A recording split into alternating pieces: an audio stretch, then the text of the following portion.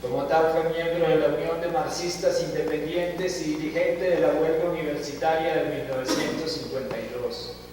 Activo participante del movimiento de resistencia y solidaridad de oposición al gobierno de Laureano Gómez, enfrentó desde 1948 hasta 1957 su dictadura civil y la militar de Rojas Pinilla. Posteriormente presidente del sindicato del Ministerio de Agricultura y en el 63 secretario político del Partido Socialista Colombiano. Después presidente del sindicato del DANE y en 1970 presidente del Movimiento Amplio Colombiano MAC. Luego partícipe de la ANAPO socialista de 1973 a 74. Miembro de la tertulia de María Mercedes Araujo de Cuellar desde 1983, fue también miembro del Comité Pro Reversión Petrolera y del 88 al 95 coordinador de la Comisión Temática sobre el Modelo Económico de la ONG Planeta Paz y principal redactor de la propuesta El Comunitarismo, Alternativa Sistémica de Desarrollo para el Siglo XXI. Desde cuando fue muy atinadamente honrado con la distinción Pedro Fermín de Vargas por la Sociedad Colombiana de Economistas, el sagaz economista agrario que prestara importantes servicios como director del sector a Planeación Nacional y luego al INCORA, procura en 1965 poner su sabiduría académica al servicio de la acción práctica e intenta denodadamente sacudir la desidia de los especialistas frente a esta parte tan poco atendida de la vida nacional. Pues no solo Raúl Alameda conoce suficiente este campo agrario, sino como secretario perpetuo de la Academia de Ciencias Económicas ha enarbolado la bandera de la verdad y ha procurado al menos por 6 décadas enseñar a los economistas un cuidado por lo que en él se dice y sabe, combatiendo una indolencia que esconde intereses que se lucran por el descuido. ¿Hasta qué punto consigue Alameda enseñar esta verdad? Es difícil responder, pero fácil reparar en que quien menos podría saberlo es sin duda él mismo. Más adelante volveré sobre este tema crucial de una verdad que se afinca en la ignorancia, que si él supiera de antemano la condición performativa de sus actos políticos, sería no solo el ciego visionario, sino un nuevo iluminado. Lo performativo de Austin no indica tan solo un matiz descuidado del conocimiento, sino que pone de presente cómo a veces el lenguaje, abre comillas, no describe ni informa en absoluto, sino que es usado para hacer algo o al hacer algo, cierra comillas, de Austin. Porque precisamente la ciencia política, entre las relacionadas con los hechos que son creación humana, es hoy día la que adolece más de estas deficiencias en cuanto a servirnos para comprender la realidad. No solo la política edulcora factualidades, sino que se presta a su completa falsificación y se sirve de la mentira para volverlas inmodificables. La misma Hannah Arendt presenta un ejemplo bien conocido de ello en la anécdota de Clemenceau al final de su vida. Después de haber sido uno de los actores principales de la Primera Guerra Mundial, el tigre, que dominara por largo tiempo la política europea, comentaba en tono desprevenido las mentiras que se cuentan y a veces llegan a deformar la historia, y respondiendo a la pregunta escéptica de un interlocutor sobre las causas de la guerra, acuñó sarcástico: en todo caso nunca se dirá que estalló a raíz de la invasión de Alemania por guerra. Por supuesto, lejos de los merecimientos que se concentran en estos muros, no lo estamos de los afectos de quien por 2 o más décadas ha enseñado a desmitificar tantas concepciones falsas y con enorme dignidad ha llevado una heroica lucha por hacer de la ciencia económica un instrumento eficaz para la justicia social. La Academia de Alameda, según sus preceptos, realiza lo que a partir de la Sociedad Económica de Amigos del País un Pedro Fermín de Vargas procuró favorecer: el alertamiento de los especialistas que deben velar por una moneda sana que no robe a quien indefenso e ingenuo debe manipularla, y de modo que pertenece más al dominio de lo constativo que de lo performativo, debe servirse de ella sin poder saber cuándo lo estaba. A partir de los trabajos de Pedro Fermín de Vargas, los economistas colombianos debieran vigilar más de cerca la labor de los políticos, empezando por la calidad de su lenguaje, muchas veces no usado con la propiedad que pide Austin, sino como algunos que siguen el ejemplo de algunas instituciones internacionales de escasa representatividad democrática y aún menor sensibilidad humana. Instituciones que mal se inspiran en Walt Whitman cuando en su poesía, según el mismo Austin, incitaba el águila de la libertad a remontar el vuelo. Pienso otra vez en Hannah Arendt cuando critica en Truth and Politics la mentira política, que según ella ha llegado a ser un instrumento necesario para cierta política, y cita a De Gaulle, quien en sus comienzos como gobernante aseguraba el memorable discurso que Francia era una de las potencias vencedoras de la Segunda Guerra Mundial. La técnica es conocida. El estadista hace un enunciado de apariencia constativa en que la mentira aspira a convertirse en performativa. En las tribulaciones de la Guerra Fría, De Gaulle aspiraba con un alarde de sí mismo a encontrar su puesto entre Moscú y Washington. La declaración oscilaba entre el cuestionamiento y la aserción, pero solo logra hacer constar la delincuencia. Abre comillas. Tanto los gramáticos como los filósofos han caído en la cuenta de que ni siquiera es en modo alguno fácil distinguir las preguntas, las órdenes, etcétera, de los enunciados por medio de los escasos e insatisfactorios criterios gramaticales disponibles, tales como el orden de las palabras, el modo verbal, etcétera, cierra comillas de Austin. No obstante, la falta de originalidad del recurso, lo que luce como nuevo aquí es como, por una especie de audacia del estadista que cuenta con la aprobación irrestricta de los beneficiarios, se hace pasar lo factual por constativo. Su inadecuación no alcanza la del emperador Calígula cuando nombra cónsul a un caballo, pero recuerda su arrogancia. Para que tenga lugar, abre comillas, para que tenga lugar una apuesta es esencial que yo reúna los requisitos. Es generalmente necesario que ésta haya sido aceptada por otro, el que tiene que haber aceptado algo, por ejemplo, haber dicho aceptado, cierra comillas. El político moderno propicia scoops periodísticos y domina la creación de los hechos que acentuarán sus pretensiones. Freud utilizaría para esto el verbo alemán agieren, pero nunca podrá convertir en performativas las verdades constativas. Raúl Alameda participó en los hechos del 9 de abril de 1948. Los políticos de la derecha habían abandonado el campo desde la 1:30 de la tarde, 15 minutos después del asesinato del caudillo popular Eliezer Gaitán. Los de centro se presentaron al final de la tarde en el asediado Palacio Presidencial, y los de izquierda, creyendo posible por corto rato encabezar la insurrección con las armas abandonadas por la policía, se congregaron en un cuartel del norte de Bogotá.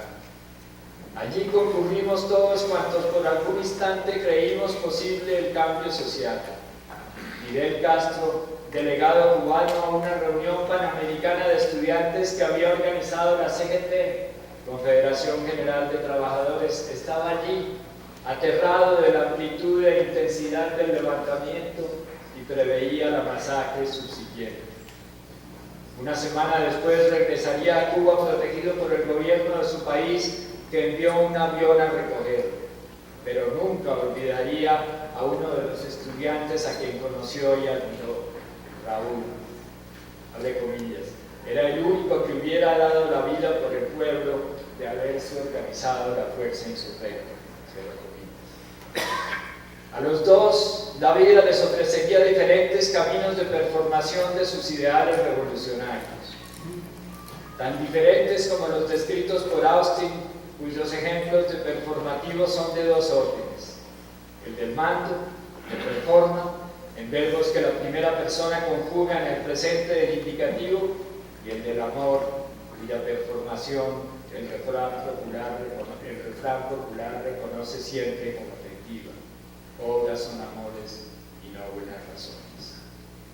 Porque ha sido gracias a la infinita solidaridad y a los propios ojos de María Teresa Velázquez, su esposa admirable, que el doctor Alameda ha logrado transmitir, hasta un punto que él mismo ignora por completo, su mirada optimista y su sueño de un porvenir de paz y justicia social para su amada Colombia. Muchas gracias.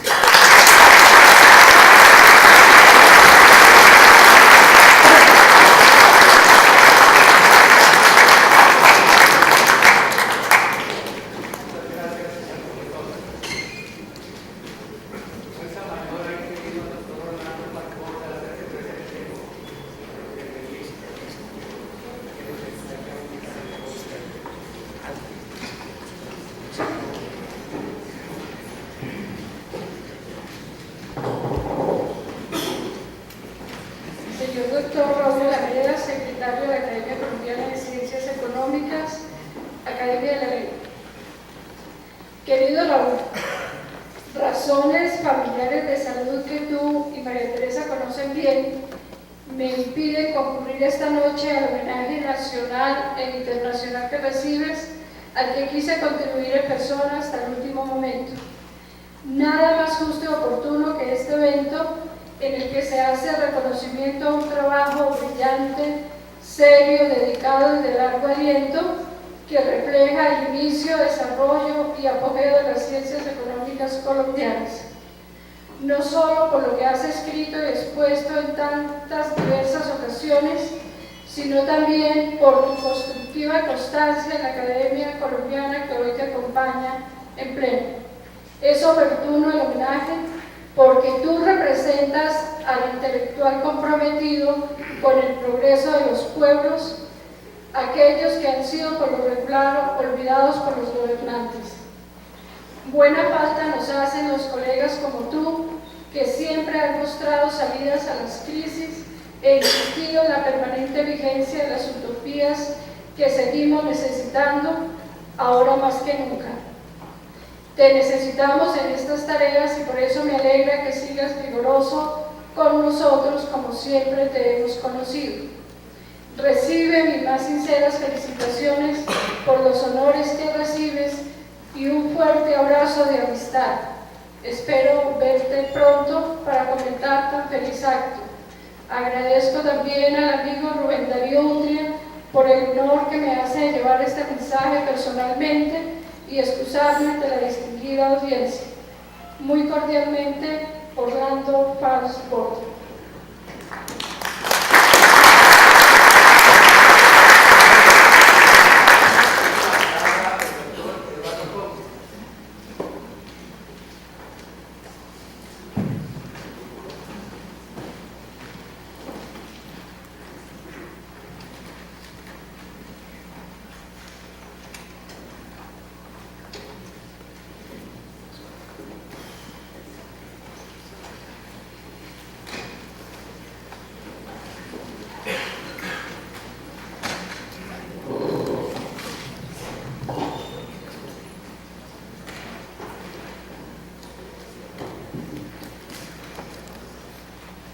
Señora doctora María Teresa de Alameda, señor doctor Jaime Posada, señor doctor Ignacio Chávez, distinguidos académicos, damas y caballeros.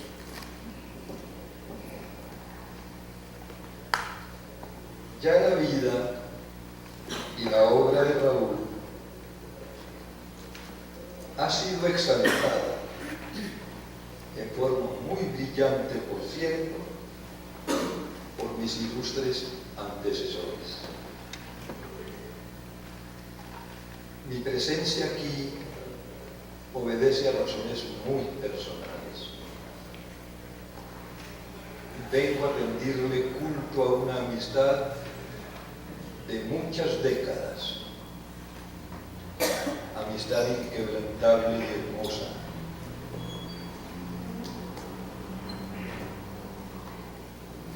Nos tocó, mi querido Raúl, la suerte de vivir las 3/4 partes finales del siglo pasado y hemos entrado campantes al siglo XXI. Cuántos sucesos imborrables en nuestras ya prolongadas vidas. La Segunda Guerra Mundial, una catástrofe indescriptible. La creación de la Organización de las Naciones Unidas. La desaparición del sistema colonial y la acelerada autodeterminación de los pueblos. La Guerra Fría, que enfrentó a los Estados Unidos con la Unión Soviética, los primeros a la cabeza del mundo capitalista y la segunda liderando el campo socialista. La perestroika, la caída del muro de Berlín, la economía de mercado, la hegemonía unipolar, las desmesuras norteamericanas contra frágiles países del tercer mundo. Pero también nos tocó ver llegar el automóvil, el avión, el urbanismo moderno con el acueducto, el alcantarillado y la luz eléctrica, el cine, la radio y la televisión, el petróleo como combustible industrial, político y geoestratégico, el culto al mercado y la globalización de la economía, la ciencia,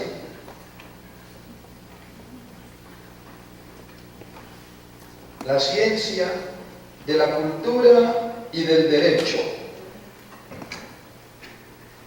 los electrodomésticos, el computador y el celular, los viajes espaciales y las comunicaciones satelitales, la explosión demográfica y la liberación de las costumbres y con ella la inmersión de la mujer en la cultura y en la vida política, el mundo de la genética.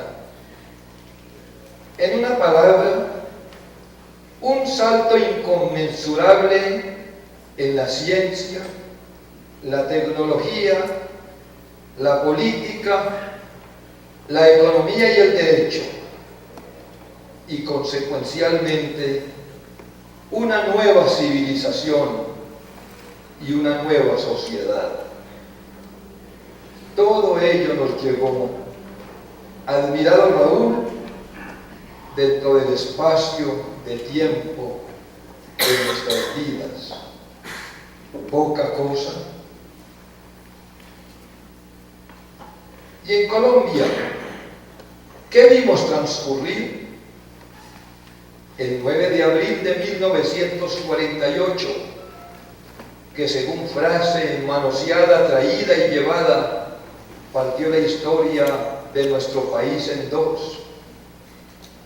El Frente Nacional, desquilmados logros, las FARC, el M-19 y el ELN, la Constitución de 1991, comunitaria, al menos en la letra. También nos correspondió vivir en nuestra emocionante Universidad Nacional, en la de Gerardo Molina. ¡Qué tiempos aquellos! Esa alma mater que marcó nuestras vidas. Una facultad de Derecho con catedráticos como Darío Echandía, Antonio Rocha, Jorge Soto del Corral, Carlos Gerard Restrepo, Jorge Eliezer Gaitán, Carlos Lozano y Lozano, Alfonso López Miquelsen, Alberto y Eduardo Zuleta Ángel, Adán Arriaga Andrade, Emilio Robledo Uribe, Guillermo Hernández Rodríguez, Hermann Meyer Limberger, el austriaco, Luis Eduardo Gacharná, Jesús María Arteaga, Antonio García, José Joaquín Castro Martínez, José Hernández Arbeláez, Carlos Medellín, José María Otzcapdegui el español. ¿Los recuerdas, Raúl? Rememoramos, Raúl, esa estupenda, aun cuando efímera etapa de confrontaciones doctrinarias entre Alfonso López Pumarejo y Laureano Gómez. Forzadores ellos sí, forjadores ellos sí, de historia. Y tienes presente, Raúl, a García Márquez iniciando su carrera de Derecho en nuestro amado claustro. ¿Recuerdas al arisco Fidel Castro dialogando con nosotros en el hall de la Facultad de Derecho cuando apenas era un joven sin importancia que había llegado a Bogotá a un congreso de juventudes latinoamericanas? ¿Recuerda, Raúl, más luego a Camilo Torres, severo y discreto, portador de quimeras, inquietándonos desde la capilla de la universidad donde ejerció como pastor de perplejo rebaño? En ese ambiente y en ese momento histórico nos conocimos, Raúl. Años más, años menos, integramos la que todos conocemos como la generación del medio siglo. Mucho te recuerdo en aquellas etapas, querido Raúl, marcándonos con tu talento, retándonos con tu pensamiento de izquierda, bien acerenciado por ti en esa época memorable, al cual pensamiento, cosa excepcional, sigues fiel, sin esguinces, vertical,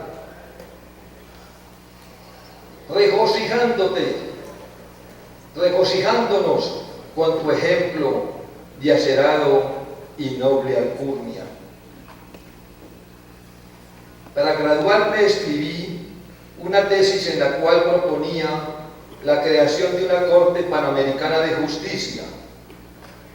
Se me ocurrió que entre las diversas salas que a mi entender debía integrar dicho tribunal, debería existir una sala de asuntos económicos destinada a dirimir conflictos de esta naturaleza entre los países miembros de la Organización de Estados Americanos.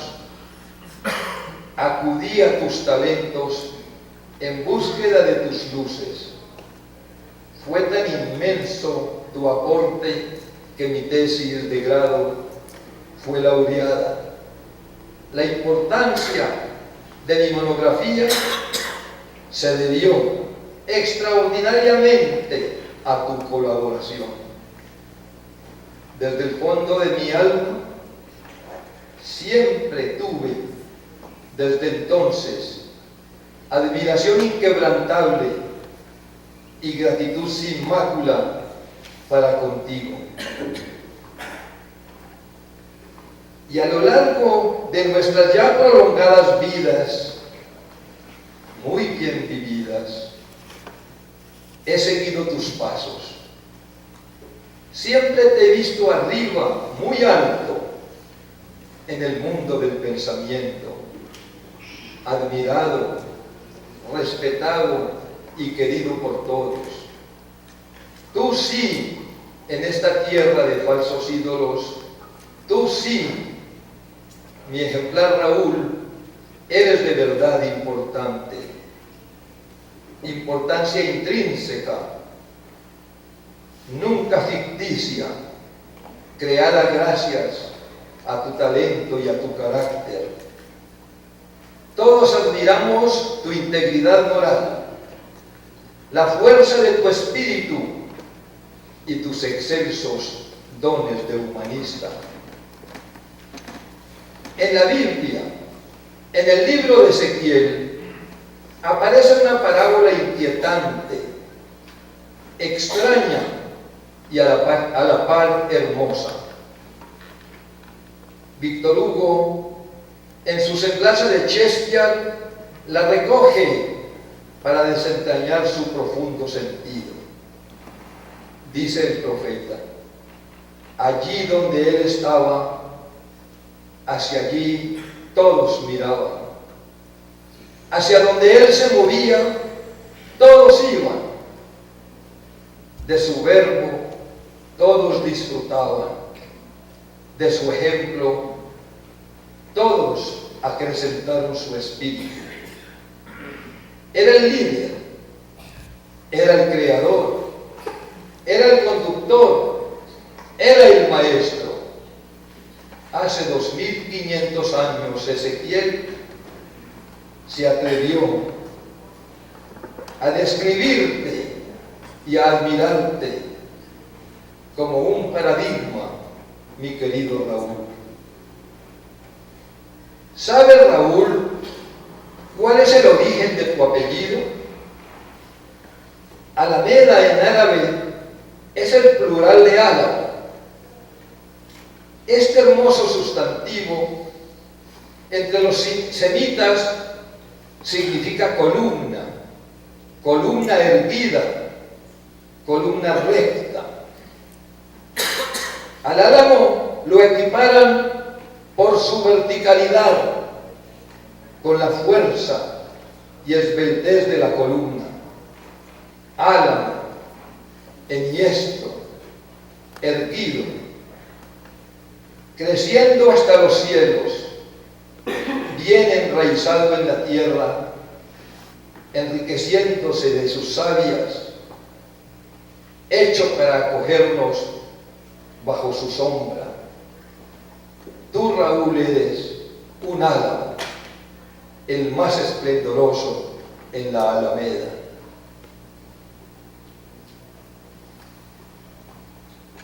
Acabo de abandonar la máquina de escribir después de haber consignado estas palabras, para llegar apresurado a este homenaje tan merecido que te brindan tus amigos, los economistas, los intelectuales, los hombres públicos de Colombia, y quienes de alguna manera hemos sido además tus discípulos. Y mal o bien, en la tarde de hoy he buscado con pretérito afán referirme a cuanto nos ata. Un compañero tuyo en las ásperas y emocionantes caminos de la vida viene a ofrecerte, caro Raúl, un testimonio de amistad, de admiración y de respeto. Entrañables sentimientos nos unen desde las épocas vividas en común en nuestro caro claustro. Tú estudiando economía en la escuela de Antonio García, ese inolvidable arcángel del saber, y yo derecho bajo la rectoría de ese sabio, hidalgo y paradigmático forjador de rectas conciencias, como lo fue el maestro Gerardo Molina, Padre amado de nuestra generación y manantial de ideales que Colombia está en la obligación inaplazable de rescatar, ha llegado la hora de acudir